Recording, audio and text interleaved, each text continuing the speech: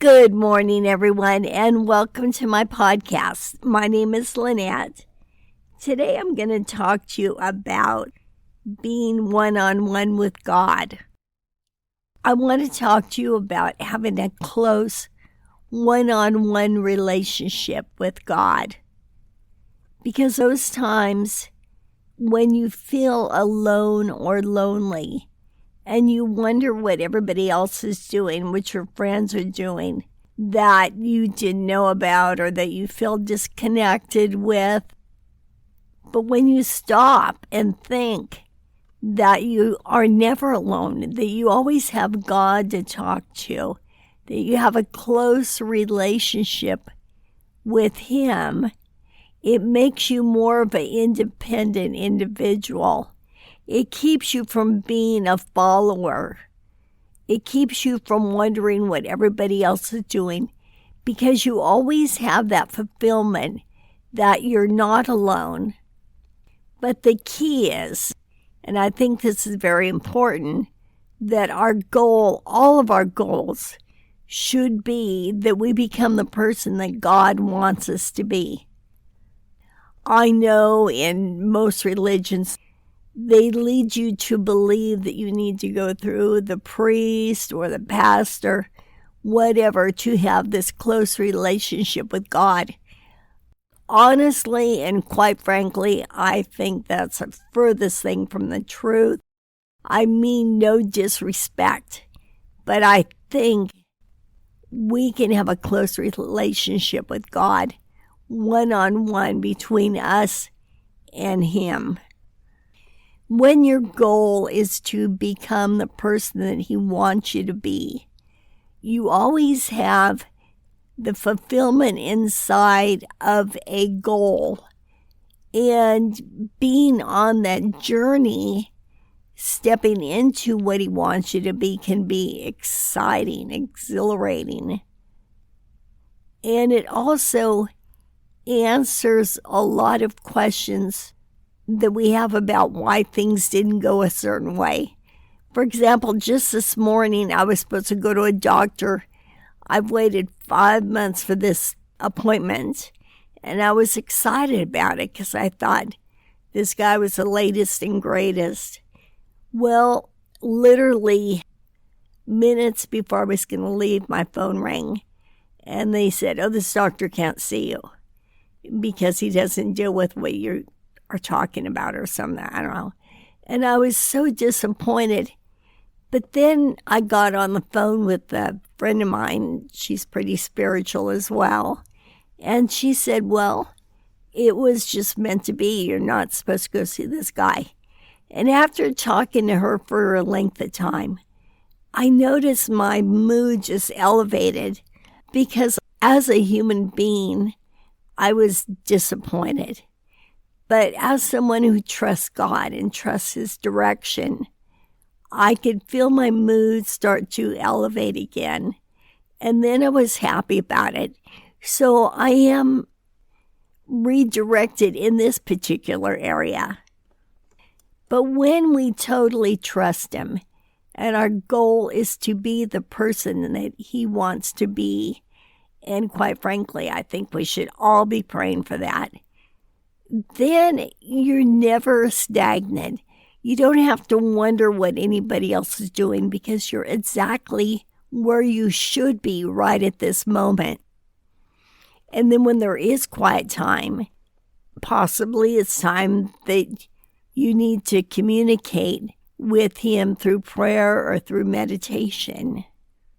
So in other words, I'm trying to get across to you what I'm trying to say, what the difference is. You're still you. You still look like you. You still have the same friends. But you don't have to be this person whose life feels like it's lacking. So you want to know what everybody else is doing. You want to be a follower because you want to have a certain void filled or a certain fulfillment. But when you're you and you look like you and you are you, but you're trusting God and your goal in life is to be the person that He wants you to be, you look at being home alone or maybe not having anything to do. It doesn't matter what anybody else is doing because you have a goal, a constant goal. And I think a goal in itself fulfills a void that we all can carry when we don't have anything going on. And when your goal is to be the person that God wants you to be obedient, it's so exciting to see what direction He's going to take you to, what your journey is going to be like. And it helps you to look at things where you might have looked at it in terms of a disappointment. You can now look at it in terms of an opportunity. Now I'm being redirected to the left instead of to the right. And it's going to be exciting to see what going to the left will bring you, who you're going to meet. It gives your life a fullness about it. I'm going to get off topic for just a minute here. Like right before I was making this podcast, I rechecked my emails, and I had one that actually I've got it about at least a week ago. And it was from a lady who was interested in being a guest on my podcast, and I briefly glanced through it and I set it aside. And then I thought, I'm going to reread it. And as I was reading it, some things really resonated with me. She happens to be a cardiologist, but she was talking about the little things that we could do to make, well, she used the word aging process. I'm just saying as we grow. And she was talking about the importance of positivity, doing exercises, not to where you have this overwhelming commitment, but even if it's 5 minutes a day. So I was more interested in her, and I was glad I followed that guidance to reread her email. So I'm going to contact her, and I think we'll all be interested in what she has to say. I know that I am. So hopefully that's something we can look forward to in the near future. Back to your relationship with God. When you have a one-on-one relationship with God, you're never alone. You are truly never alone. And I don't believe you are, even if you don't feel this relationship. But what happens if you don't acknowledge it or invite Him into your life? Then I think the door is kind of closed on it. It's like if somebody was ignoring you, you would have trouble talking to them, have trouble trying to get your point across to them, or you would feel like they don't want you, or what you have to say isn't valid to them.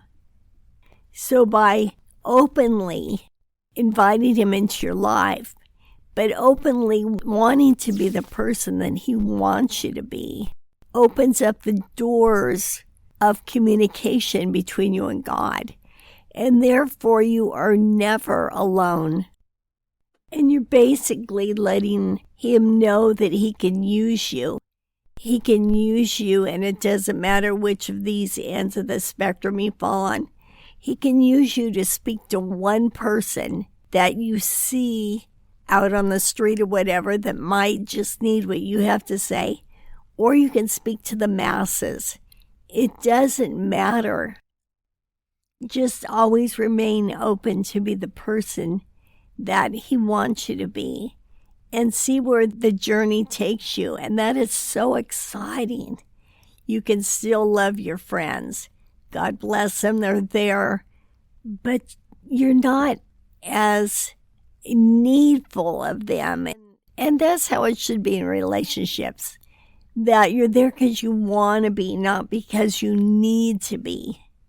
It's really funny because when we think we know what direction we're headed and the door's closed, it's almost like you take that as a devastation almost. But when you trust God and the door's closed, then you're open to redirection. A friend of mine always says, if you want to make God laugh, make a plan. And when you trust for that guidance, or when you've asked to be the person that He wants you to be, you know that whatever happens is just redirection. And that makes life so exciting, because that seems to be what life is. I don't think we're here to have disappointments. I think we're here just to redirect if necessary. And when you 100% trust God, trust His direction for your life, you develop a certain kind of confidence.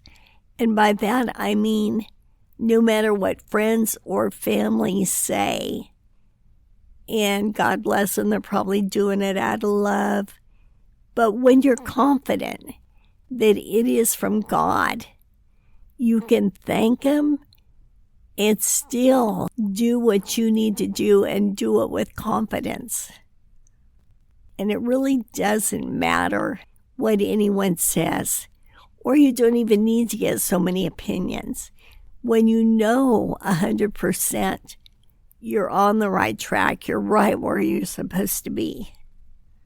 Because there's a certain kind of trust and a certain kind of confidence that knowing that whatever you say, whatever you do, is the right thing. And what a great spin on life. No matter what kind of response you get from whatever you do, whatever you say, you know without a shadow of a doubt that it was the right thing, regardless of what it looks like to the world.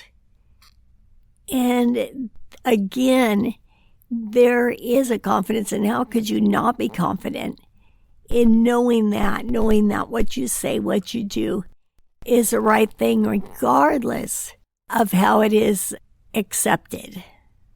What a wonderful way to walk through life, knowing that what you do, what you say, where you go is the right thing, no matter what happens. If you feel that guidance, if you feel confident in what you're doing, if you feel like it's God's will, it doesn't matter what the outcome is. The point is, you're where you need to be, you're where you should be, and sometimes we don't even see the outcome till a later date, or see the fruits of what we've done until a later date. It's so exciting when you set yourself aside, you set your ego aside, and you walk as if you were and are a leader. Because if you're working for God, if you're doing exactly what He wants you to do, if you're being the person that He wants you to be, it doesn't matter what anyone else says or does. You know you're doing the right thing, and what an exciting way to live. And with that, I think living in the present moment would become so much easier, instead of always worried about the future, what's going to happen, or the past. Did you do or say the right thing or the wrong thing? But just knowing you did allows you to be freed up to live in the present moment, to be fully engaged. And when you're fully engaged, I think that also opens a door for you to get the messages that you need for your redirection. So we've kind of gone full circle here, from just being an average individual drifting through life, not sure what direction to take, to asking God to make you the person that He wants you to be. Now, to the outer world, you're going to look the same, but there will be changes. There will be mental and physical changes, but for the best. It's an exciting time. It's almost like your clay that's going to be molded. But first you need to make that decision that that's what you want. You want to be the person that He wants you to be. There's so many careers that I thought, oh my gosh, I just need to have this career. But when you relax and just let life unfold, things open up that you never even knew existed. And that makes life so exciting. Through all these episodes, we've talked about being your best self physically and mentally. But this is also being your best self spiritually. And this, my friend, would be the whole package. Have you ever met someone and there's just something about them?